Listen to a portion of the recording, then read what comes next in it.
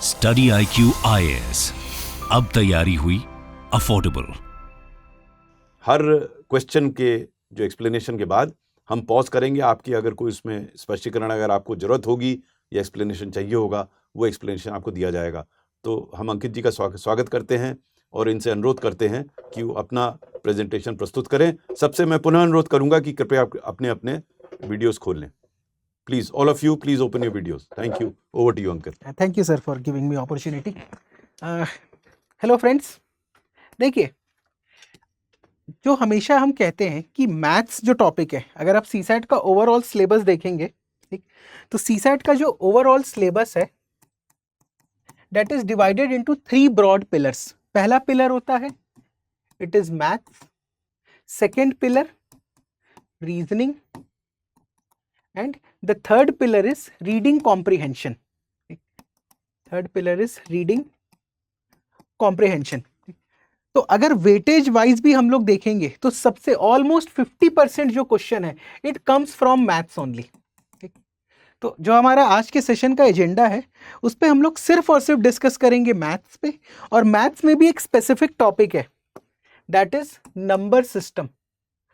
Number system से अकेले UPSC के एग्जाम में अराउंड 15 to 20 क्वेश्चंस पूछे जाते हैं। जो टोटल 80 क्वेश्चंस हैं सीसैट के, उसमें से 15 to 20 क्वेश्चन सिर्फ और सिर्फ इस टॉपिक से आते हैं। तो it is one of the most important topic of your CSAT. ठीक, अब नंबर सिस्टम में कौन कौन से सब टॉपिक्स हमें कवर करने हैं, नंबर सिस्टम के जो क्वेश्चंस आते हैं उनको कैसे सॉल्व करना है। ठीक, हम हमेशा देखते हैं कि यूपीएससी ने एप्टीट्यूड एग्जाम के ट्रेंड को कैसे चेंज किया है। जो फॉर्मूला ओरिएंटेड क्वेश्चंस पहले पूछे जाते थे उसको चेंज करके they have start asking logic oriented question. अब ये लॉजिक ओरिएंटेड क्वेश्चंस होते कैसे हैं, इनको कैसे सॉल्व किया जाएगा, इस इलस्ट्रेशन के थ्रू हम लोग सीखेंगे कि आप इस मेथड को कैसे समझ सकते हैं। ठीक? आपको basic aptitude, basic mathematical aptitude apply करके सवाल को सॉल्व करना है, बट उसको कैसे अप्लाई करेंगे वो हम इन सॉल्यूशंस के थ्रू सीखेंगे। तो चलिए सेशन को स्टार्ट करते हैं। जो सबसे पहला चीज़ है, अच्छा, फर्स्ट ऑफ ऑल आपको कुछ लिखने की ज़रूरत नहीं है, ये पावर पॉइंट आपको डाउनलोडेड फॉर्मेट में प्रोवाइड कर दिया जाएगा। आप सिर्फ फोकस करो इस टॉपिक पे। The topic name is number system. अब नंबर सिस्टम के अंदर ये देखा गया है कि जनरली जो क्वेश्चंस पूछते हैं ये पूछे जाते हैं नंबर ऑफ जीरोस टॉपिक से। आपको एक मैथमेटिकल एक्सप्रेशन देगा और पूछेगा कि फाइंड नंबर ऑफ जीरोस। एक होता है रिमाइंडर थ्योरम, यहाँ से क्वेश्चन पूछते हैं। एक होता है यूनिट डिजिट बेस्ड क्वेश्चन कि same they will give you a mathematical expression और पूछेंगे कि भाई लास्ट डिजिट जो है, अगर फाइनल मल्टीप्लिकेशन करें तो what is the last digit. Similarly decimal number system, हम जानते हैं कि हम जो नंबर सिस्टम यूज करते हैं डेली लाइफ में उसमें डिजिट्स होते हैं फ्रॉम 0 to 9। ठीक, तो ये रिप्रेजेंट करता है डेसिमल नंबर सिस्टम। तो उस डेसिमल नंबर सिस्टम के बेसिक कंसेप्ट्स पे दे आर आस्किंग क्वेश्चंस।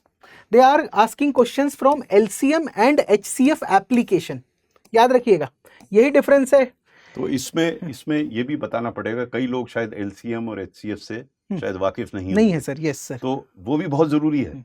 आप अगर फंडामेंटल कॉन्सेप्ट नहीं समझेंगे कि LCM क्या होता है, HCF क्या होता है, और किसी के जीवन में या नॉर्मल एप्लीकेशन में उसकी क्या उपयोगिता है या उसको कैसे इंप्लीमेंट करते हैं, ये अगर आप समझ लेंगे तो इस टाइप के प्रश्नों का उत्तर आप दे देंगे। तो जब आप आगे बढ़ें तो संक्षिप्त में LCM क्या है और HCF क्या है वो भी बता दें। अब ये थोड़ा सा रूडिमेंट्री क्वेश्चन है लेकिन ये बताना जरूरी होगा। सर आपने बहुत अच्छी बात कही कि उसका रियल लाइफ में एप्लीकेशन क्या है, क्योंकि क्वेश्चंस वहीं से फ्रेम हो रहे हैं। दे आर आस्किंग क्वेश्चंस, एक वर्ड स्टेटमेंट देंगे उसमें कहीं नहीं लिखा है कि आपको LCM फाइंड करना है, बट उसका आंसर जो है वो LCM फाइंड करने से निकलेगा।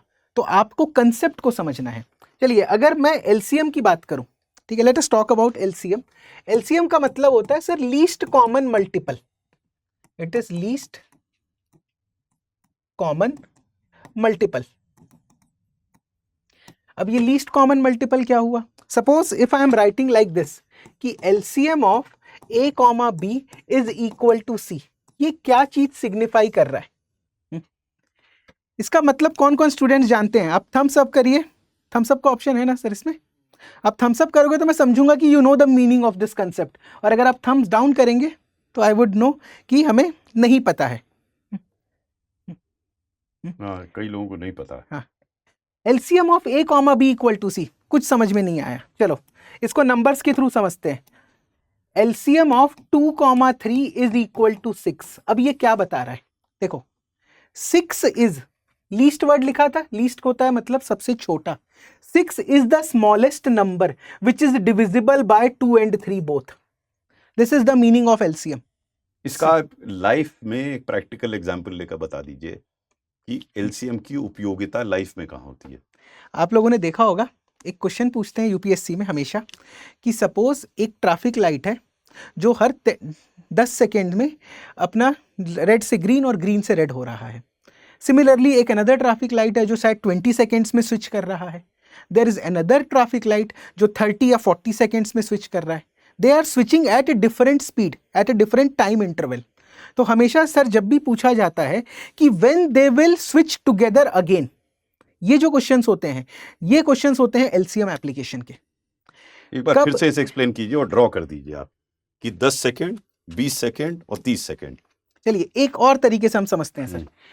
Suppose I am having 3 clock, clock 1, clock 2 and clock 3। अब ये क्लॉक्स जो हैं they are ringing at a different interval. ये जो है सर हर 2 मिनट के बाद एक बार रिंग कर रहा है, ये जो है 4 मिनट के बाद रिंग कर रहा है, ये जो है 5 मिनट के बाद रिंग कर रहा है। इन्होंने क्वेश्चन पूछा यूपीएससी ने कि अगर ये 9 बजे एक साथ रिंग किए मॉर्निंग में, अगली बार कब करेंगे? अगली बार कब करेंगे? 2 टाइप का क्वेश्चन। पहला कि अगली बार ये एक साथ कब रिंग करेंगे। दूसरा क्वेश्चन जो यूपीएससी में ही आया था कि 3 घंटे के इंटरवल में ये कितनी बार एक साथ रिंग करेंगे। तो ये जो क्वेश्चंस होते हैं these are the questions of LCM application. वो कभी आपसे ये नहीं पूछेगा कि एलसीएम और एचसीएफ फाइंड करिए। दिस इज यूपीएससी एग्जामिनेशन, हर एक कंसेप्ट का एक प्रैक्टिकल क्वेश्चन बनाकर। ये समझिए ये एलसीएम और एचसीएफ टूल्स हैं आपको उत्तर देखने के, तो उन टूल्स को आपको समझना पड़ेगा कि वो कॉन्सेप्ट क्या है और उसका एप्लीकेशन क्या है। अब इसी उदाहरण को आगे ले आकर बताइए कि इसमें कौन सा टूल लगेगा और उस टूल का उपयोग कैसे होगा। इसमें सर जैसे हम एलसीएम के बारे में समझ रहे थे कि एलसीएम क्या है, एलसीएम ऑफ 2, 3 इज 6। इसका मतलब ये होता है कि ये सबसे छोटा नंबर है जो 2 और 3 दोनों से डिवाइड होगा। अब इस कंसेप्ट पे एक और क्वेश्चन बनता है, आप मुझे बताइए कि अगर 6 सबसे छोटा नंबर है जो 2 और 3 से डिवाइड हो रहा है तो इससे बड़ा नंबर क्या होगा next? What is the next number bigger than 6 which is divisible by 2 and 3? Which is divisible by 2 and 3? What is the next number? Next number is sir 12। कैसे आया? 6 into 2। इसके बाद अगला नंबर क्या होगा? 18। इसके बाद अगला नंबर 24। ये सीरीज चलते जाएगी। ये आप जो देख रहे हैं उधर 6, 12, 18, 24, ये सब नंबर 2 और 3 दोनों से डिवाइड हो रहे हैं। ये है इसका महत्वपूर्ण पहलू कि एलसीएम का मतलब ये होता है कि जो भी नंबर आए, यानी कि मल्टीपल हैं 2 और 3 के, दोनों 2 और 3 इसमें समावेश है। अगर उनसे डिवाइड करेंगे तो 2 से भी डिवाइड हो जाएगा और 3 से भी डिवाइड हो जाएगा। लेकिन लीस्ट जो नंबर है वो 6 है, क्योंकि 12 उससे बड़ा नंबर है। और सर क्वेश्चन ऐसा आएगा कि फाइंड, ये सब नहीं पूछेगा क्वेश्चन में, सिंपली पूछेगा find the largest 3 digit number divisible by 2 and 3। अब लार्जेस्ट 3 डिजिट नंबर मतलब आपको 6 का मल्टीपल फाइंड करना है कि भाई जो 3 है, अब मुझे नहीं पता क्या है। सपोज अगर मैं 6 को 200 से मल्टीप्लाई कर दूं तो सर ये 1200 आ जाएगा। This is wrong. क्यों? क्योंकि ये 4 डिजिट का हो गया। तो आपको इसको मल्टीप्लाई करके देखना है कि मुझे 3 डिजिट का मैक्सिमम नंबर कहाँ मिल रहा है। तो ये इसका कंसेप्ट होता है। और इसी में यूपीएससी और एडवांस लेवल पे जाकर ये भी बोल देती है कि find the largest 3 digit number which gives remainder 1 when divided by these things. When divided, अब इसी को बोलते हैं कंसेप्ट ओवरलोडिंग। एक कंसेप्ट सीखिए, 2 कंसेप्ट सीखिए, 3 कंसेप्ट सीखिए। यूपीएससी 2 कंसेप्ट पे सवाल बना सकता है, 3 कंसेप्ट पे। एक ही ध्यान रखिएगा, इस सबको स्टेप बाय स्टेप सीखिए। आपने जैसे गणित में होता है ना कि अगर आपने जोड़ और घटाना नहीं सीखा तो मल्टीप्लिकेशन आप नहीं सीख पाएंगे। इसी तरह इसमें फंडामेंटल कॉन्सेप्ट एलसीएम का और एचसीएफ का जरूर समझ लीजिए, उसके बाद उसके कॉम्प्लिकेशंस कैसे आते हैं तभी समझ में आएगा। होता सामान्य रूप से क्या होता है, आदमी सीधे प्रश्न का उत्तर ढूंढने लगता है, जितने क्वेश्चन आए वो देखेगा इसका आंसर क्या है ना, उसका प्रिंसिपल सिद्धांत क्या है वो समझने का जरूर कोशिश कीजिए। स्पेशली सीसैट में अगर आपने सिद्धांत नहीं समझा तो आप दूसरे प्रकार का प्रश्न आएगा आप नहीं कर पाएंगे। तो आप सबसे अनुरोध यह है कि शुरू में प्रश्नों का उत्तर मत ढूंढना शुरू कीजिए, क्वेश्चन पेपर मत लेकर बैठ जाइए सीसैट के और उनका उत्तर मत ढूंढिए। आप पहले कॉन्सेप्ट समझिए। जो आज अंकित जी यहाँ बता रहे हैं वो कॉन्सेप्ट बता रहे हैं। आपको दो इन्होंने सिद्धांत बताए, अभी एक बताया एलसीएम का और एचसीएफ का बताएंगे। इस सिद्धांतों के ऊपर किस प्रकार के प्रश्न आते हैं वो आपको समझाएंगे। लेकिन अगर आपने सिद्धांत नहीं समझा एलसीएम और एचसीएफ का, तो उन प्रश्नों का उत्तर या उस प्रकार के प्रश्नों का उत्तर आप नहीं दे पाएंगे। तो सर यही चीज मैंने यहाँ पर मेंशन की थी कि हर साल 15-20 क्वेश्चंस आ रहे हैं डिफरेंट टाइप के, बट जो अंडरलाइंग कंसेप्ट्स हैं वो सेम है और यही चीजें बार बार रिपीट हो रही हैं। तो ये जो मैंने एक लिस्टिंग की है आपकी कि divisibility questions, there are some miscellaneous question, इसको सॉल्व करने के लिए आपको कोई फॉर्मूला नहीं चाहिए, you just need to apply these numbers. मैं आपको एक एग्जांपल दिखाता हूं सर इसमें, जस्ट अ सेकेंड। जैसे इस क्वेश्चन को हम रीड करते हैं, ये एक सिंपल सा क्वेश्चन था जो सीसैट 2020 में पूछा था। यहां पर इन्होंने दिया था 2 स्टेटमेंट और उसके बेसिस पे पूछा था एक क्वेश्चन। अब आपको ये बताना है कि is statement 1 alone sufficient to answer the question, is statement 2 alone, क्या दोनों लगेंगे या दोनों यूज करके भी आप आंसर नहीं दे सकते। क्या इस क्वेश्चन को हम एक बार रीड करेंगे? जल्दी से रीड कीजिए, एक बार जल्दी से इस क्वेश्चन को रीड करें आप लोग।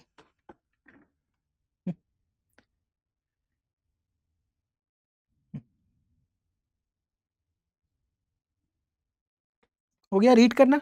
देखो क्या कह रहा है, 2 इंफॉर्मेशन मुझे क्या मिली है कि sir n is a prime number. अब कंसेप्ट क्या हो रहा है, what is the meaning of prime number, prime number किसे कहते हैं, what is the difference between prime and composite number. And काफी सारे स्टूडेंट्स कहां पर प्रॉब्लम करते हैं, सर 1 प्राइम है कि कॉम्पोजिट है। अब यहां पर फंस जाते हैं बेसिक डेफिनेशन में। अब बता सकते हो वेदर 1 इज प्राइम और 1 इज कॉम्पोजिट? क्योंकि मुझे पता है 2, 3, 5, 7 प्राइम नंबर है, 4, 6, 8, 9 कॉम्पोजिट नंबर है, बट व्हाट अबाउट दिस 1? क्या लगता है आप लोगों को, इज इट प्राइम और composite? Thumbs up for prime, thumbs down for composite. Thumbs up for prime and thumbs down for composite. No response वाला ऑप्शन नहीं है हमारे पास। देखो अगर नेचुरल नंबर्स को, अब यहां पे कहानी चालू होती है नेचुरल नंबर से, अगर मैं नेचुरल नंबर्स को डिफरेंशिएट करूं तो ये जनरली 3 कैटेगरी में ब्रेक होते हैं। ठीक, एक कैटेगरी होती है प्राइम नंबर्स की, एक कैटेगरी होती है कॉम्पोजिट नंबर की, बट एक स्पेशल कैटेगरी होती है 1। Unity is neither prime nor composite, ये आपको समझना बहुत जरूरी है। 1 जो है ना प्राइम की कैटेगरी में आता है ना कॉम्पोजिट की कैटेगरी में आता है। तो जब आप प्रीवियस ईयर क्वेश्चंस को देख रहे हैं तो आंसर लाना हमारा एम नहीं है, उसमें जितने कंसेप्ट्स हैं अगर आप उनको कवर कर लोगे तो चीजें आगे चल के रिपीट हो रही हैं। चीजें आगे चल के मैं जब आपको प्रीवियस ईयर क्वेश्चंस दिखाऊंगा तो आप देखेंगे कि सर घूम फिर के पूछ तो वही रहा है। ठीक, अब अगर इस क्वेश्चन पे वापस से आए हम लोग, क्या बोला है, n is a prime number. ठीक, सेकेंड स्टेटमेंट है n जो है रिमाइंडर 1 लीव करता है whenever it is divided by 4। Whenever it is divided by 4, it gives the remainder 1. अब क्वेश्चन क्या है, n is unique natural number between 10 and 20. आप मुझे एक बात बताइए, 10 और 20 के बीच में कितने प्राइम नंबर्स होंगे? 10 और 20 के बीच में सर एक प्राइम नंबर हो जाएगा 11, एक हो जाएगा 13, एक हो जाएगा 17, एक हो जाएगा 19। स्टेटमेंट 1 ने मुझे कितने नंबर्स दे दिए? 4 नंबर्स। अब स्टेटमेंट 2 क्या बोल रहा है कि अगर 4 से डिवाइड करूं तो 1 रिमाइंडर मिले। अब अगर इन नंबर्स को मैं 4 से डिवाइड करूं, सर यहां पे रिमाइंडर कितना आएगा? 4 2 ज़ा 8, रिमाइंडर बचा 3। इसको डिवाइड करूंगा 4 3 ज़ा 12, रिमाइंडर 1। इसको डिवाइड करूंगा 4 4 ज़ा 16, रिमाइंडर 1। इस केस में रिमाइंडर 3, मतलब ये भी आउट हो गया, ये भी आउट हो गया। अब जब मैंने दोनों स्टेटमेंट को कंबाइन किया तो आपको ये वर्ड पढ़ना है, क्या मेरे को यूनिक नंबर मिला? नहीं, मेरे पास कितने ऑप्शंस बचे हैं? 13 भी बचा है, 17 भी बचा है। मतलब इसका आंसर क्या होगा? Both statements are not sufficient to answer the question. अब ये डिवीजन आप स्कूल लेवल का जानते हैं, बस इस कंसेप्ट को अप्लाई करना सीखना है।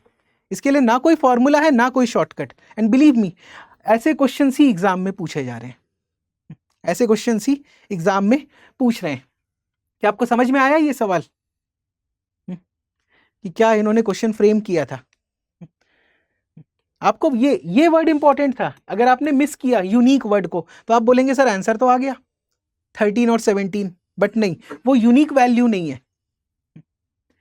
सिमिलरली इसी पे बेस्ड एक ऐसा ही एक और क्वेश्चन जो कॉमन सेंसिकल क्वेश्चन है। हाँ, इसका आंसर ये 2020 का क्वेश्चन फिर से कि how many integers are there between 1 to 100 which have 4 as a digit but not divisible by 4। उसमें कहीं ना कहीं 4 जो अंक है वो आता है बट वो 4 से डिविजिबल नहीं है। अब स्टूडेंट्स जब इसको सॉल्व करने गए थे तो उन्होंने क्या किया था सर, 4 से लेकर 40 तक तो लिख दिए, फिर 54 से शुरू कर दिए, ये भूल गए कि भाई 4 की तो पूरी सीरीज भी इंक्लूड करनी है। 41, 42, 43, 44 इनको कहीं ना कहीं स्किप कर दिए थे। आपको गिन के ये नंबर्स लिखने हैं और देख लेने हैं कौन कौन से डिविजिबल नहीं है। जब आप काउंट करोगे, जो मैंने बॉक्स बनाया है, 12 is the answer.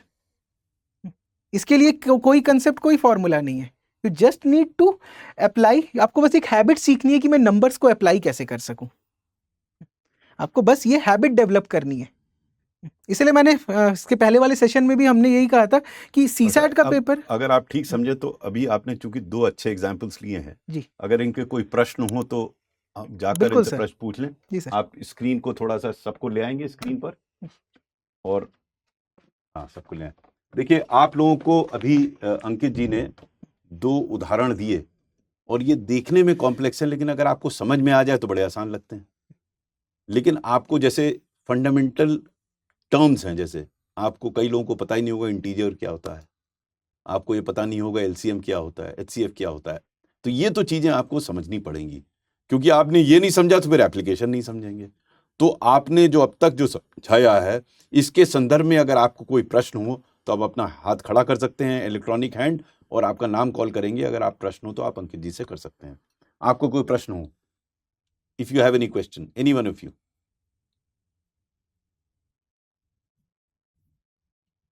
No question?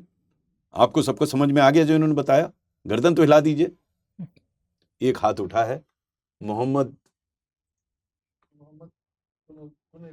कुनीब। Mohammad कुनीब, आपकी शक्ल हमें नहीं दिख रही है, लेकिन फिर भी आप अपना प्रश्न पूछ सकते हैं। अनम्यूट कीजिए आप अपने आप को, अपना प्रश्न पूछिए अंकित जी से।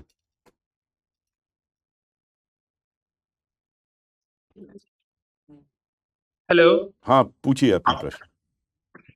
सर ये वाला मुझे समझ नहीं आया कि मतलब आपने बोला जो 4 डिजिट आ रहा है इनमें, तो 12 इससे 12 तो डिवाइड हो रहा है इससे, पर 12 में 4 नहीं आ रहा। क्वेश्चन को देखिए क्या बोला है, in how many integers which are having 4 as a digit. तो इसमें इसको स्टेप बाय स्टेप चलिए। पहले आप वो ढूंढिए जिनमें 4 है, तो 100 तक इतने में 4 है। अब नेक्स्ट स्टेप पे चलिए। फिर ये कह रहे हैं बट नॉट डिविजिबल बाय 4। तो अगर आपने ये पहले अगर आपने पहला ही स्टेप गलत ले लिया तो फिर आगे तो नहीं जा पाएंगे आप। इंटीजर का मतलब वो नंबर जो है 4 डिजिट होना चाहिए, इसमें 4 नंबर होना चाहिए, तो 4 इतनी जगह पर है। अब इनमें से कौन सा ऐसा है जो कि which is not divisible by 4? अब जिन्होंने बीच बीच में छोड़े हैं 24, 40, 4, ये तो सब डिविजिबल है ना 4 से, बाकी नंबर 4 से डिविजिबल नहीं है।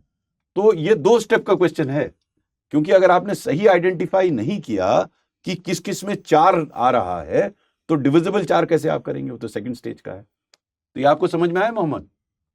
ओके सर, समझ आया। Right, thank okay. You. Any other question? कोई और प्रश्न हो किसी का? सर मैं इसमें एक और हाँ, पॉइंट ऐड हाँ। करना चाहूंगा।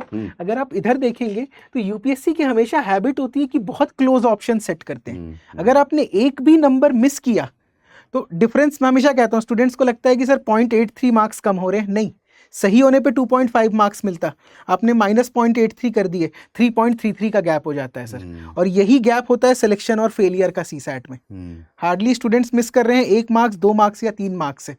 तो ये जो गलती होती है, क्योंकि ऑप्शंस हमेशा क्लोज होंगे, इजी क्वेश्चन में ऑप्शंस हमेशा क्लोज होते हैं, और अगर आपने गलत बनाया तो वो फिर 3.33 जो है वो 1 साल कॉस्ट कर जाता है। तो इस मतलब आपको यहाँ पर थोड़ा अलर्ट होके सॉल्व करना पड़ेगा कंसंट्रेशन के साथ। मैं आपसे सजेस्ट करूंगा कि एक अगर आप लिस्ट बना दें कॉन्सेप्ट्स की, जैसा आपने इसमें यहाँ बताया कि कौन कौन से कॉन्सेप्ट्स इनको समझने हैं। फिर सेकंड स्टेज ये होगा कि उन कॉन्सेप्ट्स का एप्लीकेशन में कुछ एग्जांपल्स बना दें। अगर इस टाइप का कुछ आप लिटरेचर बना लें तो इन लोगों को सहूलियत होगी कि इन सिद्धांतों को, इन कॉन्सेप्ट्स को आप समझिए और इनके एप्लीकेशन लाइफ फंक्शनिंग में या ऑपरेशन में ये आता है। ये दोनों बेसिक अगर समझ में आ जाएगा तो उत्तर देने में आसान होगी। और किसी का कोई प्रश्न तो नहीं होगा? Any question you can raise your hand, because otherwise we'll go on to the next sample. Okay, since we have no other question, we'll go on to the next sample. जी सर।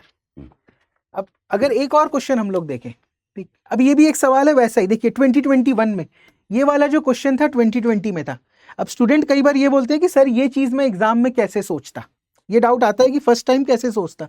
बट अगर आप PYQ को अच्छे से practice करेंगे, there is a possibility कि आप 2020 में इस क्वेश्चन को नहीं अटेम्प्ट कर पाते, बट अगर ये क्वेश्चन समझ जाते तो क्या ये 2021 का क्वेश्चन बनता आपसे? Please read this question. क्या कह रहा है? Integers are listed from 700 to 1000, you must know the meaning of integers here. UPSC basic keywords में क्वेश्चन फ्रेम करता है। UPSC frames question in these basic keywords, जिसको हम पढ़ते वक्त नेग्लेक्ट कर देते हैं कि भाई ऑब्वियस मीनिंग होगा। तो ऐसा कर लीजिए कि उसके साथ साथ जो कॉन्सेप्ट के साथ साथ जो बेसिक कीवर्ड्स हैं उनकी भी एक लिस्ट बना लीजिए। जी सर। उससे इन लोगों को लाभ होगा कि ये जी, बेसिक जी। कीवर्ड्स हैं। हाँ, तो देखिए ये भी वैसे ही क्वेश्चन है sir. How many integers are between 700 to 1000 such that their sum is 10। भाई कितने इंटीजर्स होंगे जिनके सारे डिजिट्स को जोड़ने से 10 मिलेगा? अब इसके लिए ना कोई फॉर्मूला है, ना कोई शॉर्ट ट्रिक है, आप नंबर्स लिखिए। 703 अगर 10 दे रहा है तो 730 भी 10 देगा। अगर 712 10 दे रहा है, 7 + 1 + 2 तो 721 भी देगा 10। सिमिलरली अगर 8 की सीरीज चलाऊं तो 8 के साथ मैं 2 ऐड कर सकता हूं, 802 820। और एक ऑप्शन क्या बनता है? 1 और 1, ये भी एडिशन आएगा 10। और जब 9 वाली सीरीज चलेगी 900 वाली तो 901 910। काउंट कर लीजिए, 4 + 3 + 2। अब इसमें आप ये भी समझा दीजिए इनको कि इसके अलावा अगर कोई नंबर है तो वो क्यों नहीं 10 ऐड कर रहा है। जैसे उदाहरण के लिए जैसे 704 लिया वो तो 11 हो जाएगा, 704 ले लेंगे 11 सर, हो तो जाएगा, 11 हो जाएगा। हाँ, ये इंपॉर्टेंट है समझना आपको कि 705 706 ये सब 10 से ऊपर हो जाएंगे। यानी कि 7 से कौन सा नंबर जुड़े, क्योंकि वो बता रहे हैं ना 7 से 1000 है, तो यह 7 तो हर में होगा इस 700 की सीरीज में। उसमें कौन सा नंबर जुड़ेगा? तो 3 ही जुड़ेगा या 1 और 2 जुड़ेंगे। इसके अलावा कोई नंबर 4 5 6 7 वो सब 10 से ऊपर चले जाएंगे। ये थोड़ा लॉजिकल है, कॉमन सेंसिकल है कि 4 5 6 7 8 9 अगर 7 के साथ कहीं भी आएगा तो 10 से ऊपर चला जाएगा। तो सिर्फ 1 2 और 3 ही नंबर बचते हैं। इस तरह 8 में 2 के अलावा अगर कोई नंबर 2 से ऊपर कोई भी नंबर आता है तो 11 12 13 हो जाएगा। 9 में 1 के ऊपर कोई नंबर आ जाएगा तो 11 12 13 हो जाएगा। ये बात समझ रहे हैं आप? ये आपको लॉजिकली समझना पड़ेगा इन सब चीजों को। इसमें कोई फॉर्मूला नहीं है, लेकिन अगर आपने यही नहीं समझा इंटीजर क्या होता है तो आप आगे नहीं बढ़ पाएंगे बिल्कुल। Yes sir. हाँ। और इस टाइप के क्वेश्चंस के लिए ये किताबों में भी अवेलेबल नहीं है मार्केट में। यही चीज़ मैं पहले मतलब इसके पहले सेशन में भी हमने इसी पॉइंट पे फोकस किया था कि CSAT is not like SSC IBPS examination and it is not like CAT examination. ये CSAT का जो कंसेप्ट है वो अलग लेवल पे है और ऐसे क्वेश्चंस आ रहे हैं, लगातार पूछ रहा है UPSC 2020 2021 2022। Suppose if I am taking another question, अब बताइए which of the following is largest number? Which of the following is largest number?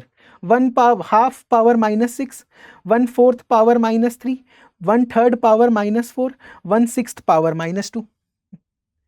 अब इस क्वेश्चन का आंसर क्या होगा? ये CSAT का क्वेश्चन है। आपको बस ये पॉइंट याद रखना है जो हमने बचपन में पावर्स एंड एक्सपोनेंट्स में पढ़ा था कि भाई a पावर -b कितना होता है? 1/a power b। बस आपको ये एक चीज याद होनी चाहिए। ये कोई एडवांस लेवल का मैथ्स नहीं है, these are elementary level math. But ये कोई याद नहीं रखता। हाँ, BA आने के बाद तो ये याद रखना जरूरी है ये याद रखना कि इसका मतलब क्या है। जी। बस अगर आपको वही लगा दिया तो सर ये 2 पावर 6 4 पावर 3 3 पावर 4 6 स्क्वायर, आपको दिख जाएगा लार्जेस्ट नंबर कौन सा है। तो ये जो बेसिक्स क्वेश्चंस हैं इन पे हमें फोकस करना है। जब आप कोई चीज़ पढ़ रहे हैं, एक बार अगर हम PYQ पहले से देख लेंगे तो हम पढ़ते वक्त हमारा फोकस बना रहेगा कि किस टाइप के क्वेश्चंस हमें तो देखने हैं। मैं फिर इस बात पे आ रहा हूँ, जी सर। कुछ फंडामेंटल कॉन्सेप्ट्स जो हैं, जैसे ये भी एक जी। कॉन्सेप्ट है जी। मैथ्स का, ये अगर समझ लेंगे तो कई और प्रश्नों में भी इनको लाभ होगा। Yes sir. तो इस तरीके के पिछले वर्षों का देखते हुए अगर कॉन्सेप्ट्स की एक लिस्ट बन जाए, बिकॉज ये अगर कॉन्सेप्ट समझ में आ जाएंगे तब तो कर लेंगे, वरना अगर जिसने मैथ्स छोड़ रखी है वो BA MA उसने किया है उसको याद ही नहीं होगा। हाँ सर, ये एक थोड़ा ये उसको याद नहीं होगा। तो इसकी एक एग्जॉस्टिव लिस्ट 100-150 बन जाए जी जी तो sir. They can understand each of the concept, probably एक रिवीजन हो जाएगा। उन्होंने पढ़ा जरूर होगा हाँ लेकिन शायद उसको एक बार रिकॉल करना पड़ेगा। वैसे किसी को याद नहीं होगा कि माइनस का मतलब क्या होता है, बड़ा सिंपल है वैसे। माइनस का मतलब वो उल्टा कर दीजिए उसे, बस 1/, कर दीजिए इनवर्स करना है बस। लेकिन वो है ना कि आसान चीज भी अगर मालूम ना हो तो बहुत कठिन है। लेकिन वो उसमें मैं अंकित जी से अनुरोध करूंगा कि एक एग्जॉस्टिव लिस्ट बना दें, जितनी बना सके उसको इम्प्रूव करते रहिए, जी जी ऐड सर। करते रहिए। हाँ और वो आसान है लेकिन एक बार ज्ञान होना उनका जरूरी है, क्योंकि आपने जब भी पढ़ा होगा आज भूल गए। जैसे इसी में इतना सिंपल सा है ये, इसका मतलब ये है कि 1/1/4 है तो अपने आप 4 ऊपर चला जाएगा। जी सर। बड़ा सिंपल कॉन्सेप्ट है। लेकिन अगर ये नहीं पता है तो आप फिर स्ट्रगल करेंगे। आप देखेंगे 1/6 बड़ा होगा, छोटा होगा, क्या होगा। हम इसको पॉइंट हाँ। में करके फिर पावर फाइंड पावर करने फाइंड चले करने जाएंगे वो तो बहुत ज्यादा टाइम लग जाएगा उसमें सर। हाँ मतलब हाँ, वो फिर आप ये वेस्ट कैलकुलेट कर ही ले नहीं हो पाएगा अगर मैन्युअली। अगर ये सिंपल आपको मालूम पड़ गया कि माइनस की अगर पावर होती है तो उल्टा हो जाता है, बस ये मालूम पड़ा आपका काम बन गया। तो ये आपका सीधे 4 हो गया, 4⁻³ हो गया, खत्म हो गई बात। जी सर। इस पे सर मैं वर्क करता हूँ एक बेसिक कंसेप्ट्स का, ताकि ये हम थोड़ा इसका- टाइम लगेगा लेकिन आप जी। इसको जितने बना सकिए concept over a period time, महीने 2 महीने बना जी, लीजिए, जी। सबके लिए बहुत लाभकारी होगा। जिनको आता होगा उनका एक रिवीजन हो जाएगा, हाँ। जिनको नहीं आता है वो नहीं, सीख मैं जाए। आपको ये स्पष्ट बता दूं, ह्यूमैनिटीज वालों को ये नहीं आता होगा। अच्छा जिसने क्लास 10 या 12 तक पढ़ी है मैथ्स, उसके बाद BA में कर लिया, वो भूल गया है। ये बहुत भी- कम लोगों को याद होगा। तो बना लेने में उनको रिकॉल हो जाएगा। जैसे आप एक बार बता देंगे ये समझ गया, अब इस टाइप का कोई क्वेश्चन आएगा वो कर लेगा। चलिए आगे चलते हैं, एक और क्वेश्चन एक देखते मिनट, हैं। एक मिनट। अब हम फिर वापस आप लोगों के पास आते हैं, आपके प्रश्नों का उत्तर देते चलेंगे। अगर आप में से कोई क्वेश्चन इसमें करता हो, जैसे एक हाथ उठा है मोहम्मद रकीब, अनम्यूट कीजिए अपने आप को, अपना प्रश्न कीजिए। Hello sir. जी हेलो बताइए, सर। जी बताइए रकीब साहब। नेक्स्ट क्वेश्चन जो था हाउ मेनी इंटीजर्स 700 to 1000 वाला क्वेश्चन थोड़ा दिखाइएगा। थोड़ा सा आवाज आपकी clear आवाज नहीं क्लियर नहीं आ रही, अपना आवाज ठीक कीजिए, हम वापस आएंगे आप तक। किसी और का प्रश्न तो नहीं है? Okay, hello sir. आपकी आवाज ठीक नहीं आ रही है रकीब साहब। चलिए हम नेक्स्ट क्वेश्चन लेते हैं, तब तक आप अपना साउंड ठीक कीजिए। अच्छा, जो नेक्स्ट क्वेश्चन है वो बड़ा इंटरेस्टिंग क्वेश्चन है, क्योंकि ये बहुत सारे एस्पिरेंट्स ने गलत बनाया था। ठीक है, ये CSAT 2022 का क्वेश्चन है। एक बार आप इसको रीड कीजिए, फिर इस पे हम लोग डिस्कस करेंगे। I am giving you half a minute to read this question.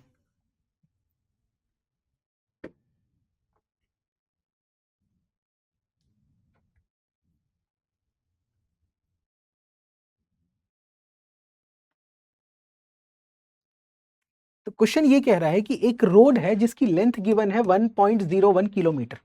इस पे मैं 101 प्लांट्स को प्लांट करूंगा। अब ये बोल रहा है कि उनके बीच में इक्वल डिस्टेंस पे होना चाहिए। तो what is the total distance between 5 consecutive plant? आपने जो 5 पेड़ लगाए उनके बीच का कितना डिस्टेंस होगा? अब ये क्वेश्चन बड़ा इंटरेस्टिंग है, क्योंकि ऑप्शंस बहुत, मैंने तो यहाँ पे टिक कर दिया तो आपको समझ में आ गया। देखिए, आपको यहाँ पर ये समझना है कि अगर मैं ये है बड़ा सिंपल क्वेश्चन, अगर आपने सिंपली नहीं समझा तो आप कंफ्यूज हो मैं ये जाएंगे। बोल रहा हूं कि अगर 3 पेड़ लगाते हैं तो सर उनके बीच में कितना गैप होगा? आपको ये समझना है कि 3 पेड़ के बीच में कितना गैप होता है। सर 2 गैप होते हैं। अगर मैं 4 ठोक ट्रीज को प्लांट करूंगा तो उनके बीच में गैप 4 नहीं आएगा, गैप आएगा 3। तो सिमिलरली अगर इसी लॉजिक से अगर मुझे 101 प्लांट्स को प्लांट करना है तो उनके बीच में गैप कितना आता है? उनके बीच में गैप आएगा 100। देखिए, मैंने इसके एक्सप्लेनेशन में यहाँ पर लिखा है कि 1 किलोमीटर में 1000 मीटर। सबसे पहले तो हमें बेसिक कन्वर्जन आना चाहिए, क्योंकि यूपीएससी कई बार ये बेसिक यूनिट कन्वर्जन पे भी क्वेश्चन फ्रेम करती है। यूपीएससी कभी भी एडवांस टॉपिक पे क्वेश्चन फ्रेम नहीं करती, वो बेसिक कंसेप्ट को एडवांस बनाकर पूछती है। तो 1.01 किलोमीटर मतलब 1010 मीटर। टोटल लेंथ है कितना रोड का? वो है 1010 मीटर। अब अगर आपको 101 ट्रीज लगाने हैं तो गैप हमेशा एक कम होता है, दैट इज 100 गैप। तो एक गैप का लेंथ कितना आएगा जब आप इससे डिवाइड करेंगे? तो इट इज 10.1 मीटर। जो हर एक पेड़ के बीच में गैप आएगा वो आएगा 10.1 मीटर। तो अगर आपको 5 पेड़ लगाना है तो what is the number of gap? 4 into 10.1, answer is 40.4। बहुत सारे स्टूडेंट्स ने जब ये पूछा गया था तो दे टिक 40 मीटर कि सर 10-10 मीटर का गैप है, 5 पेड़ है, या तो 40 या तो 50। हमने ये नहीं सोचा था कि ट्री का एक्चुअल कोई विड्थ नहीं होता, अगर आप रोड के कंपैरिजन में कंपेयर करेंगे तो ट्री के विड्थ को नेग्लेक्ट करना था, उस गैप के विड्थ को मुझे काउंट करना था। तो ये सब वही है sir, they are not formula based question, these are logic based question. Okay, let's go back to them again.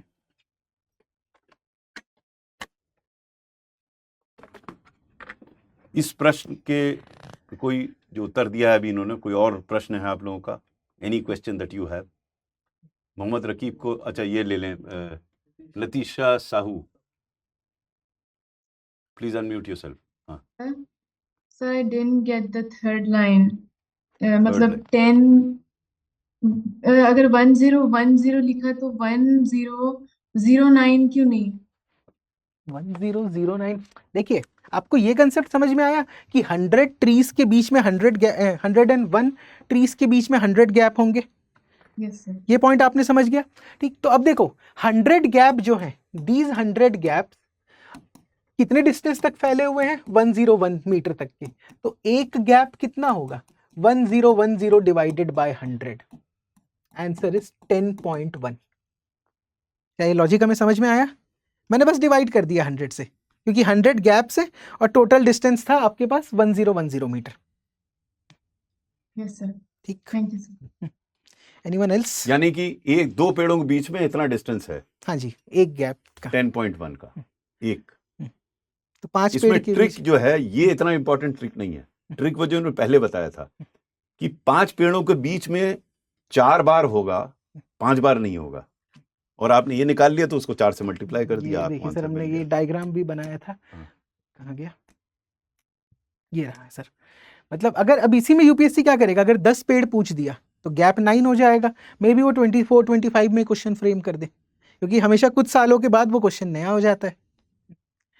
तो anyone else want to ask any doubt और should I proceed further? Okay, there is no question so we can proceed further. ये एक और question था sir 2022 का।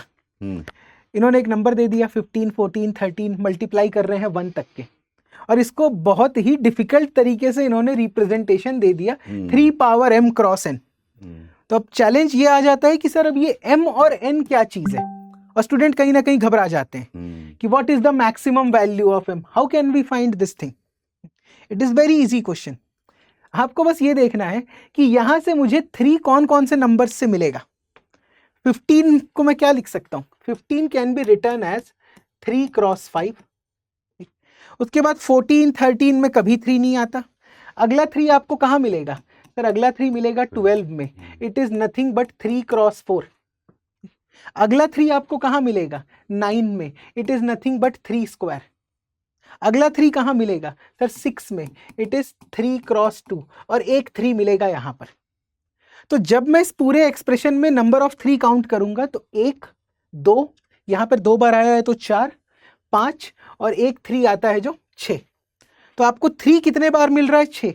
अगर उसको मैं 3 पावर 6 लिख दूं, जो बचे हुए नंबर हैं इट इज n। बाकी सारे नंबर्स को वो n कह रहे हैं, आपको सिर्फ 3 की पावर निकालनी थी। कितने बार 3 आया? 6 बार। Answer is 6। इसमें इशू ये आ रहा है कि m और n को क्या समझें, हाँ, ये समझाना जरूरी है। ये यहाँ पर थोड़ा सर यूपीएससी की हैबिट है कि वो मैथ्स के क्वेश्चंस में अल्फाबेट्स डाल रहे हैं ताकि स्टूडेंट थोड़ा कंफ्यूज हो जाए। वो मतलब आपको एक इस टाइप के क्वेश्चन दिखाऊंगा इसमें, तो वो यही कर रहे हैं कि वो अल्फाबेट्स को जानबूझ के ला रहे हैं ताकि स्टूडेंट्स जो हैं कंफ्यूज रहें, क्योंकि क्वेश्चन को और कैसे टफ बनाएंगे। They are playing with the concept, so we have to learn concept, there is no other way, there is no shortcut to success in CSAT. तो एक जो मैं आपको क्वेश्चन बोल रहा था, रिमाइंडर थ्योरम बाद में। हाँ, इस क्वेश्चन को एक बार रीड कीजिए। Please read this question. Please read this question 1. This is CSAT 2023 question. Every year you are getting at least 3 to 4 question of this type.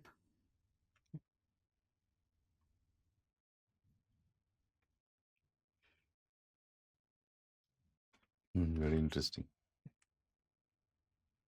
अब देखो क्वेश्चन में ये है कि ABC and DEF are 3 digit number. हर एक word important है। जिसको मैं सर्कल कर रहा हूं वहां पे मुझे स्पेशल फोकस चाहिए। जहां जहां पर मैं सर्कल कर रहा हूं they are 3 digit numbers such that ABCDEF are distinct.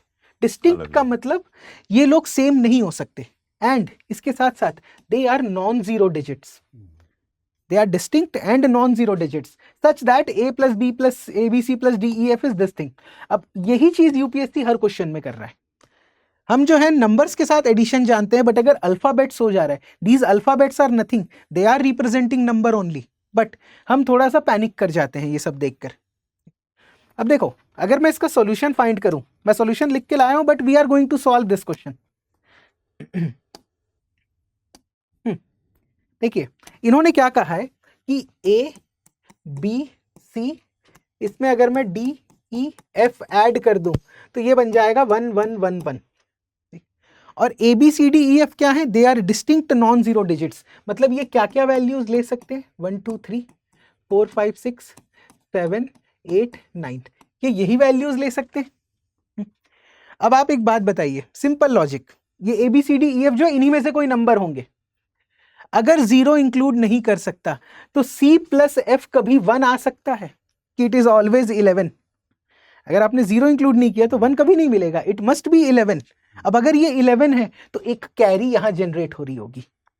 C plus F का वैल्यू कितना आया? 11। क्या ये कंसेप्ट समझ में आया? एक बार थम्स अप करके बताओ, क्योंकि एफ कभी जीरो नहीं हो सकता तो सी की वैल्यू कभी 1 नहीं हो पाएगी। ठीक, it must be 11 only, it must be 11 only. अब सी प्लस एफ अगर 11 आ गया तो आप देखिए सर, इनमें से भी कोई भी एक जीरो नहीं हो सकता, मतलब 1 प्लस बी प्लस ई कितना होगा? ये भी होगा 11। एक कैरी यहां भी जनरेट हो रही होगी, क्योंकि आपके पास जीरो का ऑप्शन नहीं है, इन्होंने नॉन जीरो बोल दिया।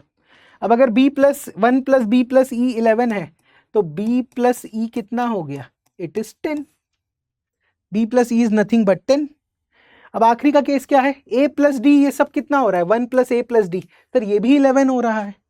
तो 1 plus A plus D is 11, then a plus D is nothing but 10।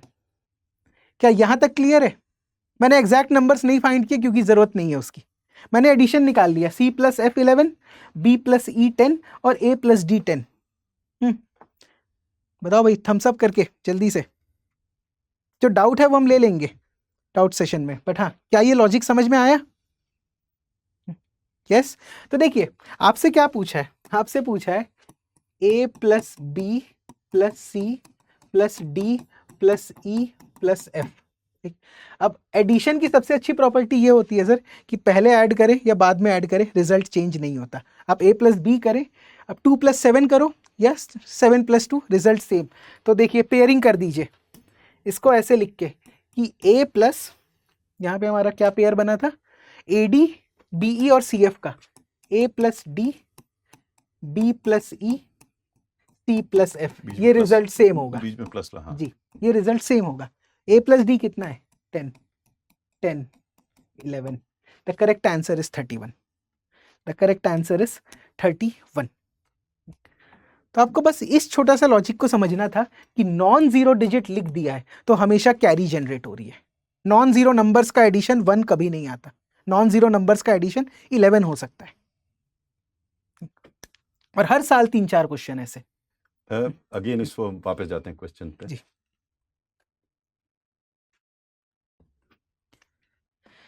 हाँ, अब कोई प्रश्न आपका इसमें जो ये प्रेजेंटेशन किया? Any question that you have? Any question? Okay, we don't see any question, we are assuming कि आपको समझ में आ गया ये। देखिए, इसमें कोई फॉर्मूला नहीं लग रहा है, कोई फॉर्मूला नहीं है। रकीब, आप प्रश्न करना चाह रहे हैं या आप अग्री कर रहे हैं? इसे शायद एग्री कर रहे हैं, एग्री कर रहे हैं, हैंड ओके। रेज नहीं था। ओके, ठीक है, तो कोई प्रश्न नहीं है तो हम अगला क्वेश्चन ले लेते हैं फिर। There is the same question of this type, ऐसे लीजिए। सीसैट 2020। एक बार रीड कीजिए इस क्वेश्चन को।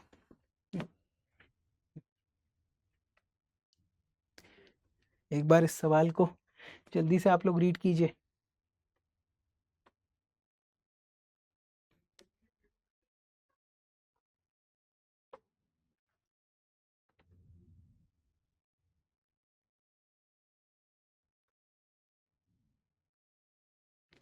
देखिए क्वेश्चन ऐसा है कि A3BC एंड DE2F जानबूझ के कॉम्प्लिकेट किया जा रहा है।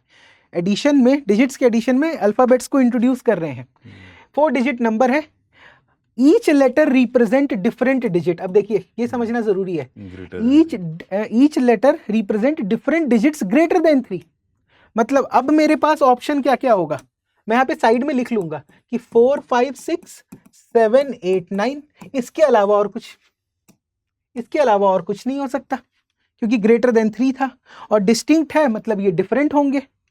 अब यहां पर आते हैं कि अगर इनको ऐड करेंगे तो रिजल्ट आएगा 15902।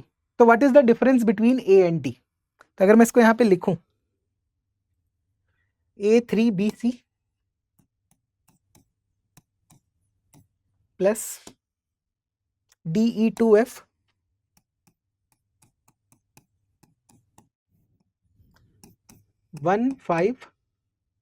कितना है 902 15902। yes. अब देखो, अब आपको इसमें A और D के बीच का डिफरेंस बताना है। एक्चुअली आप इस क्वेश्चन को सॉल्व नहीं कर सकते जब तक आपको A B C D E F सबकी वैल्यू ना पता हो। अब प्रोसेस क्या है? Process is very simple. आपको यहां पर ये देखना है कि सर C प्लस F कभी 2 हो सकता है, इज इट पॉसिबल? नहीं, क्योंकि मेरा तो नंबर ही 4 से स्टार्ट हो रहा है, मतलब ये बन रहा होगा 12 विथ अ कैरी 1। अब C प्लस F आ गया 12। सर C और F क्या क्या पॉसिबिलिटी हो सकती है? C और F की पॉसिबिलिटी हो सकती है कि 5 और 7 का पेयर हो, क्योंकि 5 प्लस 7 या 7 प्लस 5 12 आता है। सर और क्या ऑप्शन हो सकते हैं? 8,4 का पेयर भी हो सकता है, ठीक, क्योंकि 9 और 5 और 9 6 नहीं हो सकता। यही दो में से कोई एक पेयर बनेगा C और F का। अब स्टूडेंट को कंफ्यूजन आता है कि सर इन दोनों में से कौन सा सही होगा। हमें बिल्कुल पैनिक नहीं करना, हम क्वेश्चन को आगे प्रोसीड करेंगे, क्वेश्चन हमें अपने आप आंसर देगा कि किस पेयर को रखना है, किस पेयर को नहीं रखना। अब सेकंड नंबर पे आते हैं। सेकंड नंबर क्या कह रहा है? 1 प्लस B प्लस 2, ये कभी 0 नहीं हो सकता। We know it should be 10, एक कैरी यहां पर जा रहा होगा। तो 1 plus B plus 2 is equals to 10। तो यहां से B की वैल्यू क्या मिल गई? सर B की वैल्यू हो गई 7। अगर B 7 हो गया, ये सारे के सारे डिफरेंट थे, तो ये पेयर हट गया। C और F क्या होंगे? 4 और 8 में से कोई एक। C और F होंगे 4 और 8 में से कोई एक नंबर। B की वैल्यू आ गई 7 यहां पर। अब फिर आगे बढ़ते हैं, 1 प्लस 3 प्लस E। अच्छा इसमें बताओ आप लोग, थम्स अप करके बताना कैरी के लिए, क्या ये 9 होगा या 19 होगा? यहां पर सर 9 आ रहा है कि 19 आ रहा है? 1 plus 3 plus E equal to 9 और 19। इज इट 9 और 19? Is it 9? रीजन क्या है? आपको पता है मैक्सिमम आप 9 तक जा सकते हैं, ठीक। अब ये हो गया 4। अब 4 में अगर आप मैक्सिमम 9 भी जोड़ेंगे तो 13 तक के ही पहुंचोगे, मतलब यहां पर कैरी नहीं जनरेट हो रही। ये नंबर जो है 9 है, तो E की वैल्यू कितनी आ जाएगी? E की वैल्यू आ जाएगी 5। देखो फिर से मेरे को जस्टिफाई कर दिया कि 5 और 7 नहीं हो सकता। तो ये सब सॉल्व करने के बाद देखिए 4 और 8 हट गया, ठीक, क्योंकि C और F में से कोई एक है। E की वैल्यू 5 है तो ये भी नहीं हो सकता। एक हमने B फाइंड किया था तो ये भी नहीं हो सकता। अब इन्होंने क्या बोला था आखिरी में? A plus D is 15। तो अगर आपको A प्लस D 15 है तो दे मस्ट बी 6 और 9। तो what is the difference between them? The difference between them is nothing but 3। The difference between them is nothing but 3। अब कब कैरी जनरेट हो रही है, कब नहीं हो रही है, इसका कोई शॉर्ट ट्रिक नहीं है। आपको नंबर पुट करके एप्लीकेशन ऑफ माइंड करना पड़ेगा। ये आप लोगों ने सुडोकू सुना है? सुडोकू, मेरा सुझाव ये है कि आप अपने खाली समय में थोड़ा सुडोकू खेलिए, तो कौन सा नंबर कहाँ फिट होता है वो आपको थोड़ा जानकारी हो जाएगी। जी सर। थोड़ा मेंटल एक्सरसाइज के लिए, न्यूमेरिकल एक्सरसाइज के लिए सुडोकू आपको बड़ा लाभकारी होगा, क्योंकि ये आपको अपरेंटली जब ये समझा देते हैं तो आसान लग रहा है, लेकिन ये आपका दिमाग इस तरीके से बनना होगा कि आपका चिंतन यानी कि आपकी थॉट प्रोसेस इससे मैच करे, अदरवाइज प्रॉब्लम होगी। क्योंकि यूपीएससी इसमें कॉम्प्लिकेटेड क्वेश्चंस ला रहा है और आगे कॉम्प्लिकेशंस बढ़ेंगे।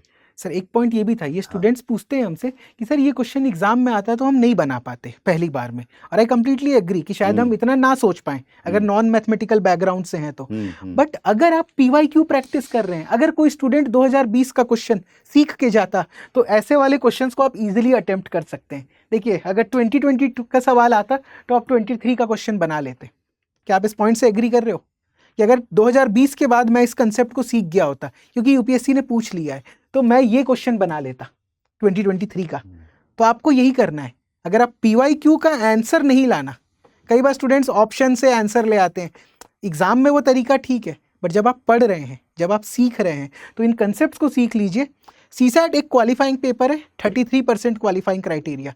अगर आप पीवाईक्यू के कंसेप्ट कवर करके जाते हैं तो 50% लाने से कोई नहीं रोक सकता आपको, और उतना ही चाहिए हमें।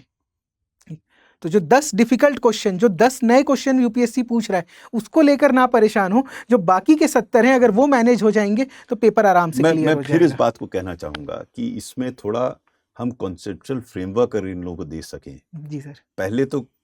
पहले तो जो कई ऐसे कॉन्सेप्ट्स होते हैं जो समझ में नहीं आते, और जो हम एज्यूम करते हैं कि जैसे इंटीजर्स जानते हैं या एचसीएफ जानते हैं, एलसीएम, उसको भी एक्सप्लेन कर दें। हम ये कह दें कि इतने ये 8, 10, 15, 20, 50 ऐसे कॉन्सेप्ट्स हैं, ये तो आपको समझ लें। आप ये समझ लीजिए, फिर उसका एप्लीकेशन कैसे होता है रियल लाइफ में, फिर यहाँ के उदाहरण लेकर, इस तरीके का अगर गाइडेंस बन जाएगी तो इनको आसानी होगी समझने जी में। सर, इस पे मतलब मैं हाँ, प्रिपरेशन स्टार्ट इसमें कर आप देता हूँ बिल्कुल सर। स्टार्ट कर दीजिए, जी। क्योंकि क्या होता है कि इस इंडिविजुअल को समझ लेंगे, लेकिन इसके पृष्ठभूमि में जो इसका अप्रोच है वो डिफाइन करना बहुत जरूरी है, और उस अप्रोच के हिसाब से 10 एग्जाम्पल्स दे दीजिए, जिससे उसी प्रकार के 10 ये प्रैक्टिस करें तो उनको आदत पड़ जाएगी कि इस प्रकार का अगर क्वेश्चन आता है तो इसका उत्तर ये होगा। तो यानी कि कॉन्सेप्ट, और उसके बाद 10 या 12 क्वेश्चन उससे मिलते जुलते जो उससे इमिनेट कर रहे हैं, तो प्रैक्टिस में आसानी हो। अभी क्या होता है प्रैक्टिस में, अगर इन्होंने पीवाईक्यू भी लिए तो एक डिफरेंट कॉन्सेप्ट पे है, दूसरा डिफरेंट कॉन्सेप्ट पे है, तो वो आदत नहीं पड़ती। जैसे हमने जब मैथ्स पढ़ा था तो उसी टाइप के क्वेश्चन हमने 40 कर लिए, तो कॉन्सेप्ट बिल्कुल दिमाग में बैठ गया। इस तरीके से अगर हम इनको ये समझा सकें कि ये कॉन्सेप्ट है एचसीएफ एलसीएफ, जिसमें एलसीएम इस्तेमाल होता है, उसका मतलब ये है, और इसके हम आपको 20 क्वेश्चन प्रैक्टिस के दे रहे हैं, उसी टाइप के, मतलब अलग नहीं होंगे, जिससे वो वाला कॉन्सेप्ट उसके दिमाग में बैठ जाए। तो मेरा सुझाव ये होगा कि इस पे आप बिल्कुल लग के काम कीजिए, और हर कॉन्सेप्ट पे चाहे पिछले साल के क्वेश्चन ले लें, लेकिन सिमिलर टाइप ऑफ क्वेश्चंस उसके तुरंत बाद हों, जिसके 20 क्वेश्चन अगर कर लेगा आदमी तो वो कॉन्सेप्ट उसके दिमाग में, जैसे आपने ये अभी बताया एक कि न्यूमरिक और ये वर्ड्स के लेटर्स के साथ इन्होंने क्वेश्चन किए, और इसमें लॉजिक ऐसे निकालते हैं, तो इस तरीके के सिमिलर क्वेश्चंस अगर एक जगह पर हो जाएंगे तो वो वाला कॉन्सेप्ट दिमाग में बैठ जाएगा। होता क्या है कि अलग अलग कॉन्सेप्ट हम करते हैं, तो पहला वाला करते हैं, दूसरा भूल जाते हैं, दूसरा वाला करते हैं, तीसरा भूल जाते हैं। तो आप लोगों से भी मेरा अनुरोध है कि इस बात से परेशान ना होइए आप। हम कोशिश ये करेंगे कि क्लबिंग करें सिमिलर क्वेश्चंस की, और उससे जो कॉन्सेप्ट निकल के आ रहा है उसको बता दें, जिससे उसी प्रकार के प्रश्न आप बार बार करेंगे तो आपको कम से कम वो कॉन्सेप्ट क्लियर हो जाएगा। आपको इस बात की चिंता नहीं करिए कुछ कॉन्सेप्ट आपको समझ में नहीं आ रहे हैं, जैसे इन्होंने बताया आपको 33-35% नंबर लाने हैं, तो अगर आप 50% भी सिद्धांत क्लियरली समझ जाएंगे तो आपको क्वालिफाई तो करना है। मैं कई लोगों को देखता हूं क्वालिफाई नहीं कर पाते, क्योंकि वो क्या करते हैं, प्रश्नों का उत्तर ढूंढते नहीं। आप कॉन्सेप्ट समझिए, उसके आधार पर 10, 15, 20, 25 क्वेश्चन उसी कॉन्सेप्ट पे कर लीजिए, तो वो वाला कॉन्सेप्ट क्लियर हो जाएगा। यानी कि अगर उस प्रकार के कॉन्सेप्ट का कोई प्रश्न आएगा आप उत्तर दे देंगे, बाकी नहीं कर पाए तो कोई बात नहीं। So I think this will have to do at our end, we'll have to start working on first listing out all the concepts. अब वो एग्जॉस्टिव लिस्ट ना भी हो, 50-60% कॉन्सेप्ट आ जाए, फिर हर कॉन्सेप्ट के हम क्वेश्चंस ढूंढ के उनको उनके साथ क्लब कर दें। You know you will be doing a great service to everyone preparing for the civil service by organizing it. आप जब इंडिविजुअल क्वेश्चन समझाते हैं तो हो सकता है समझ में आ जाए, लेकिन वो उनके दिमाग में बैठेगा नहीं। बैठाने के लिए प्रैक्टिस जरूरी है, और प्रैक्टिस फिर कॉन्सेप्ट के आधार पर होनी पड़ेगी, अलग अलग कॉन्सेप्ट की प्रैक्टिस नहीं, एक कॉन्सेप्ट पे पूरा। जैसे एक दिन आपने वो कॉन्सेप्ट पढ़ा, उस दिन भर आपने वही क्वेश्चन किए, दूसरा कॉन्सेप्ट पढ़ा, फिर उस पर क्वेश्चन 50 किए, उससे क्या होगा, कॉन्सेप्ट दिमाग में बैठ जाएगा। कि सर आपने जो पॉइंट कहा है वही चीज़ मैं भी इनको क्लास में समझाता हूँ जी। कि जब तक कंसेप्ट दिमाग में नहीं बैठेगा हम्म, आपको उस कंसेप्ट पे ट्रस्ट डेवलप नहीं होगा। हम्म। क्वेश्चन हमेशा थोड़ा सा ट्रिकी पूछा जाएगा। पहला थॉट स्टूडेंट के मन में ये आता है मैथ्स के केस में कि सर शायद इसमें कोई और फॉर्मूला लगता होगा जो मुझे नहीं पता है। आपको ये ट्रस्ट होना ज़रूरी है कि जितना आपने पढ़ा है it is more than sufficient to answer the question, और तब आपको आंसर करना है। आपको अपने नॉलेज पे भरोसा रखना बहुत ज़रूरी है और और डेवलप करना। फिर इसको समझना है, आपको हर कॉन्सेप्ट समझने की जरूरत नहीं है।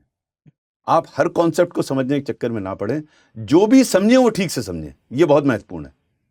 यानी कि आप 10 प्रकार के कॉन्सेप्ट समझने के बजाय आप 6-5 कॉन्सेप्ट उसमें क्लैरिटी हो जाए।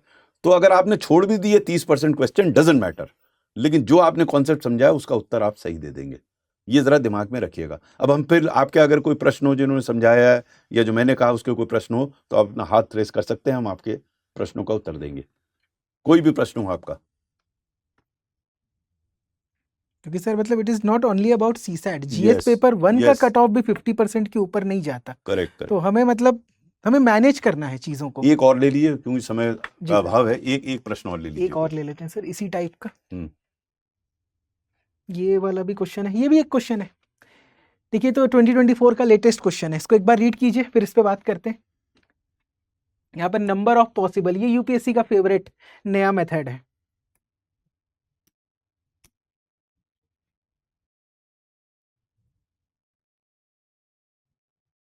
एक बार इसको रीड कीजिए।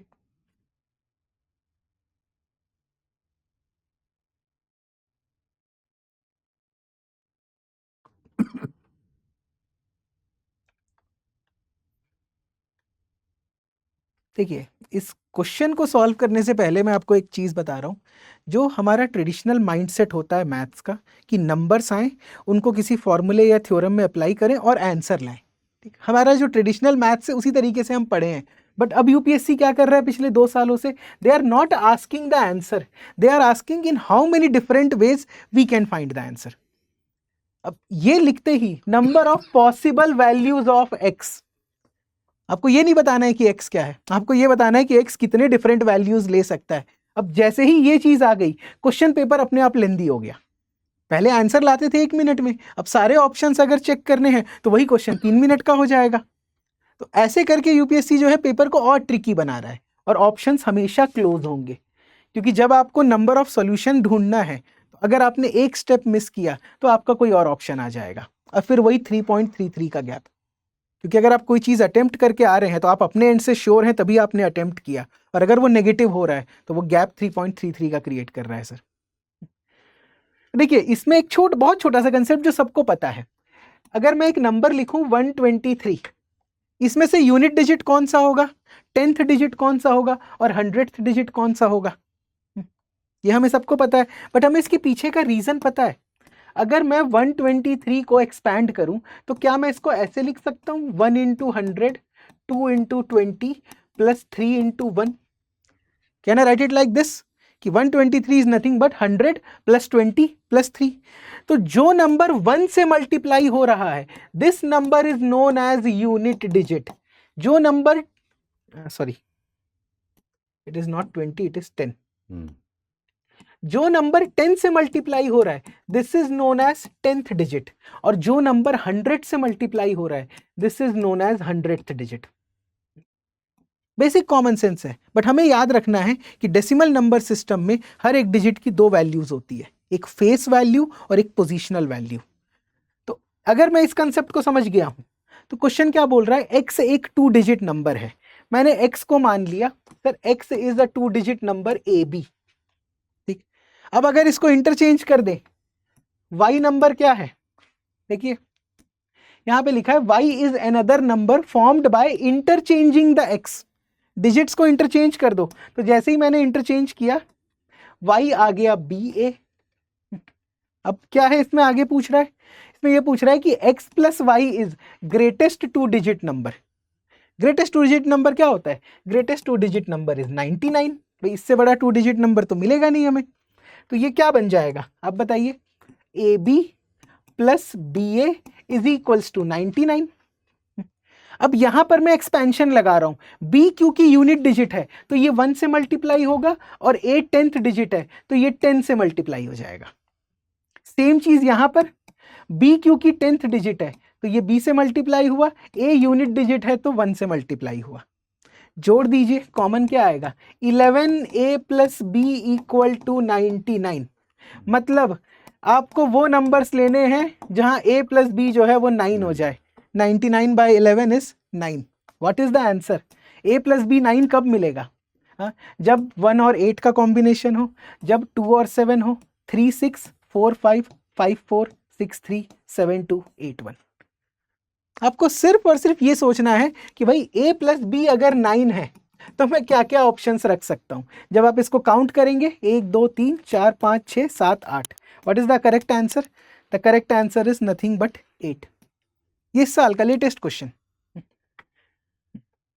Okay, so we are running out of time.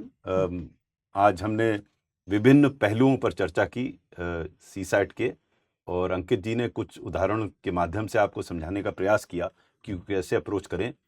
हमारा ये भी प्रयास होगा कि स्टडी IQ एक ऐसा पेपर तैयार करे या बुकलेट तैयार करे जिसमें कॉन्सेप्ट्स हों, और उन कॉन्सेप्ट्स के साथ करीब 8 10 15 20 ऐसे उदाहरण हों जिसका प्रैक्टिस करके उस कॉन्सेप्ट का एप्लीकेशन समझा जा सके। तो अजय कुमार का हाथ उठा हुआ, आप प्रश्न कर सकते हैं, उसके बाद फिर हम आपसे विदा लेंगे। अजय कुमार, आप अनम्यूट करें और अपना प्रश्न पूछें। अजय, आप अपने आप को अनम्यूट करें। Yes, hello, good evening sir. Good evening sir, मैं लॉन्ग टर्म बैच 9 का स्टूडेंट हूँ, और हमारा जो क्लास का शेड्यूल मिला हुआ है उसमें सीसेट का सर कहीं मतलब शेड्यूल्ड नहीं है सर। तो अच्छा, ठीक है, इसको क्वेश्चन हम ये है कि हमारा क्लासेस यही जो चल रहा है आपके थ्रू, तो फिर ये जो सेशन वाइज इसी तरह से हमारे सीसेट पे क्लासेस चलेंगे? अब नहीं, हम इसको मालूम करके आपको बताते हैं इसको कैसे हैंडल किया जाएगा। हम नोट कर ले रहे हैं, फिर आपको बताते हैं इसके बारे में, ठीक है? ठीक तो सर। चलिए, अब जी सर। क्योंकि समय समाप्त हो गया है, हम अगर आप लोग आवश्यक समझेंगे तो एक और इसका सेशन लिया जा सकेगा। और आप लोग अभी से थोड़ी बहुत तैयारी शुरू करें सीसैट की, क्योंकि कॉन्सेप्ट समझने में थोड़ा समय लगता है। लास्ट मोमेंट पे इसको याद नहीं किया जा सकता है। सीसैट की एडवांटेज या डिसएडवांटेज ये है कि इसमें कुछ आपको याद नहीं करना है, आपको समझना है, और उस कॉन्सेप्ट को समझना बहुत जरूरी है। अंकित जी, आपका बहुत बहुत धन्यवाद, बड़े अच्छे आपने उदाहरण दिए, और मुझे आशा है कि जो आपको सुझाव दिए गए हैं कि आप इनको कॉन्सेप्ट्स को लिस्ट आउट करें, वो जरूर आप एक जगह पर करें जिससे सबको इसका लाभ हो सके। बहुत बहुत धन्यवाद आपका। Thank you very much all of you. Have a great day, great month, great year. All the best for your preparations. Thank you. Study IQ IAS, अब तैयारी हुई अफोर्डेबल।